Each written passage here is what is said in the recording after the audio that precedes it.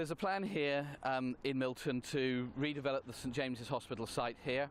It's been a mental health hospital for over 100 years, and I think there's real worry locally. The NHS want to pull out.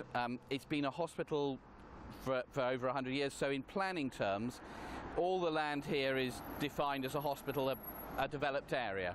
So the NHS can build here, but the question is how many and on what area. There's a real worry locally about the roads, that the roads here are very busy, and at rush hour the junctions are too busy. So I came and volunteered along with other local people, and we did 2 weeks surveying just to see what the road junctions were like at peak hours, because if we can show that the development here would mean that those junctions become over full or above capacity, and that's going to cause gridlock, then we've got a way of stopping some of this development. So I think everybody recognises that there will be some development here, but actually 480 new homes here is too many, and we're working with everybody to try to see if we can reduce that number. There's an issue with the Harbour School here. The NHS are throwing them out. They're tenants of the NHS, and that's going to mean that the council has got to find £2.76 million to be able to move that school somewhere else and adapt a building for them. We think it's probably a better use of money if the council buys that school building and the land around it, keeps the school where it is.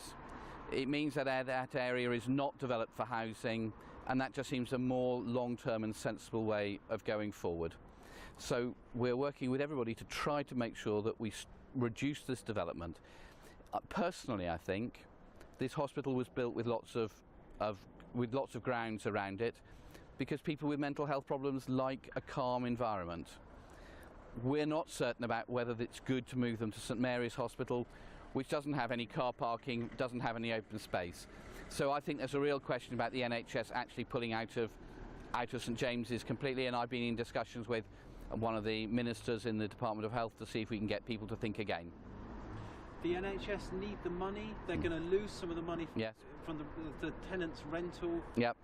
Is it financially viable for them? They must think so. I think it probably does make sense to them financially, but we also have got to look at the social costs as well. And I think we need to go back to the drawing boards and look to see about what happens. I think St James's is probably a better site for the NHS than St Mary's, even for their administrative staff, because there's lots of car parking here. I think there are ways in which we could look at this. If the NHS wanted to redevelop the old building and turn it into flats, I don't think people would mind hugely. What I think people don't want is all the open space around it developed.